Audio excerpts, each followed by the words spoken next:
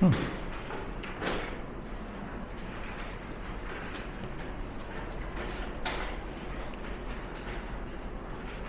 right, so we are now on the third part of our lesson. The first one is exponential equation. The second one, exponential functions. And now, exponential functions with graph. Okay, so I have given you already the paper with 26 different kind of questions. So let us have number 1. So let us try to answer number 1 first. Okay, number 1, we have functions of x is equal to 2 power of x. Now, just like in the last year, let f of x be equals to y. So, we are going to construct a table x and y.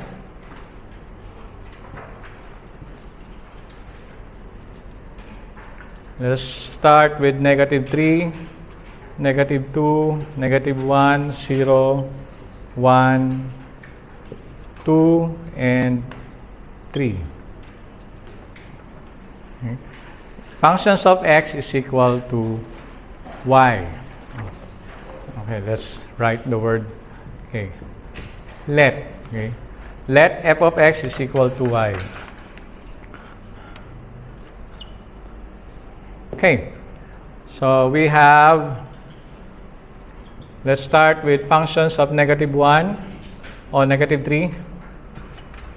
So 2 power of negative 3 is equal to 2, applying the law of exponent, the negative law of exponent. So we have 2 power of 3, 1 over, louder please, 8. Okay. Okay, so y 1 over 8. Okay, next one, functions of negative 2. So 2 power of negative 2. We have 1 over 2 power of 2. So functions of negative 2 is equal to 1 over 4.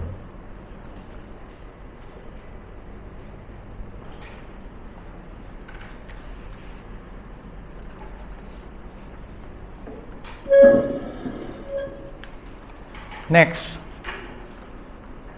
functions of negative 1. Okay, 2 power of negative 1. So 1 over 2. So 1/2. How about functions of 0? So I don't need to be detailed, because last week it's the same lesson, functions. So 2 power of 0 is 1. Okay, do I need to write the solution? 2 power of 1 is 2. 2 power of 2, 4. 2 power of 3, 8. Okay, so let us graph. Okay.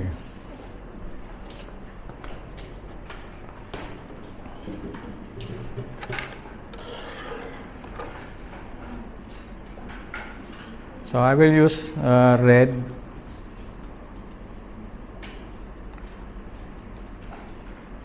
Maybe let's do a little bit. Okay, so let's start with negative 3. Okay, let's start with whole number. Okay, 0 and 1. So I'm sure you still know how to put a dot or plot the points. No need to write the coordinates, okay? 0 and 1, 1 and 2. This is 1 and 2. And then 2 and 4. Okay, 1, 2, 1, 2, 3, 4. Okay. Then 3 and 8. Okay, so 1, 2, 3, 1, 2, 3, 4, 5, 6, 7, and 8. It is not straight line. Okay. It should not be straight line. Huh?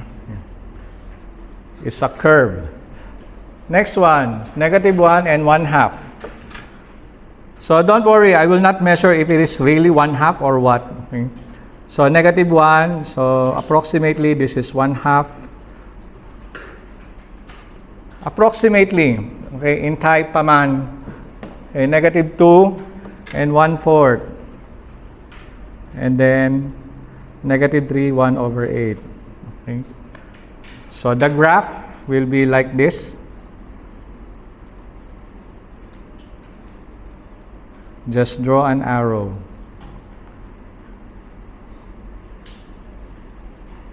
And then write the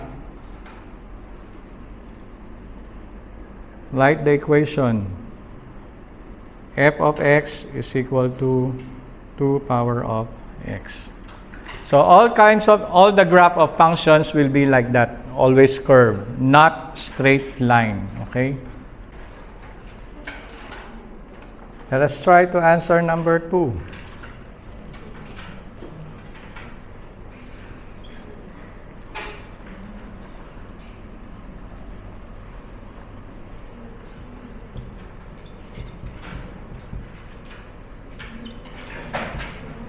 Okay, functions of x is equal to 3 power of x. So let's try, let's use the same values of x. Start with -3, -2, -1, okay, 0, okay, 1, 2, and 3. Okay, let's try. Okay, I will not write the solution. Okay, so 3 power of 0 is 1. 3 power of 2, 9 power of 3, 27. So 27, okay, no need to show on the graph. Okay, until 9 is fine. But make sure the table is complete. Okay, I will check it. So let's try this one. So opposite. So 1/27, 1/9, 1/3. Okay, any question? Why the answer is this one? Opposite, because it's negative. So this is 3, this is 1/3. If this is 9, 1/9. Okay? No need to show the solution. Okay? 27, 1/27. Okay, you can answer the rest if you know already what to do. Okay, so let's start with the whole number. So 0 and 1.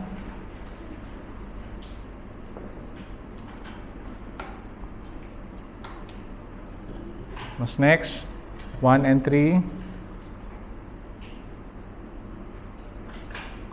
Then 2 and 9. Oh, too far. 1, 2, 3, 4, 5, 6, 7, 8, 9. It's okay if it is not straight, not perfect curve, okay? Never mind. And then 1/3. So just approximate. Going down.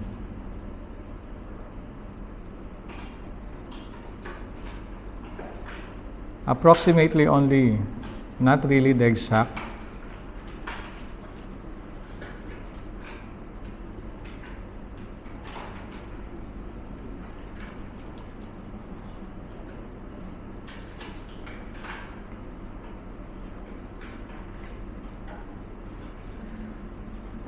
So f of x is equal to 3 power of x.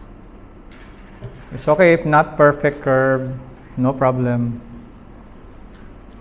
Okay, f of x is equal to 2 power of x plus 1.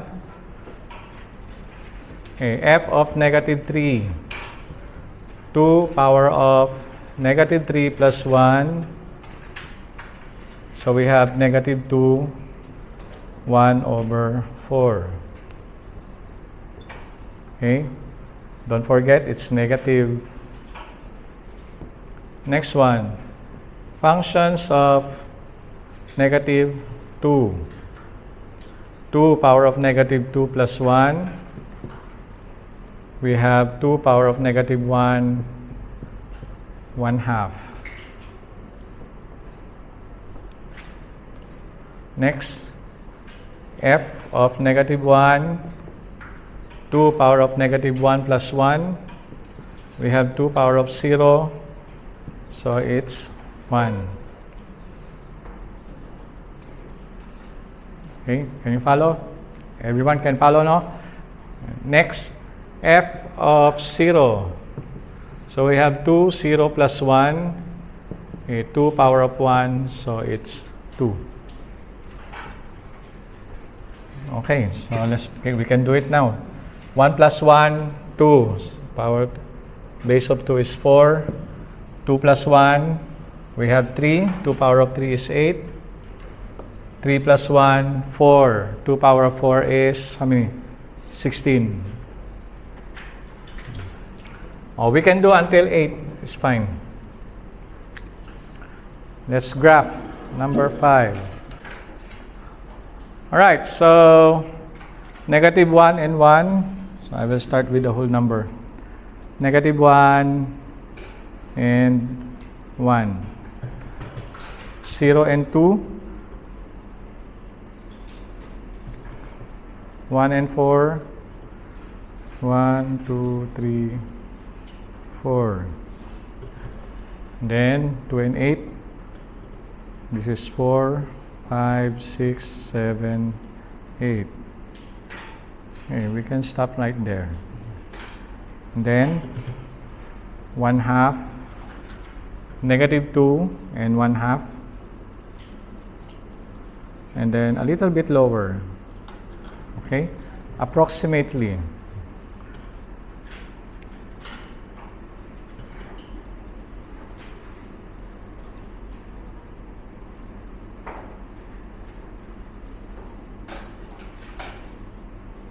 So f of x is equal to 2 power of x plus 1.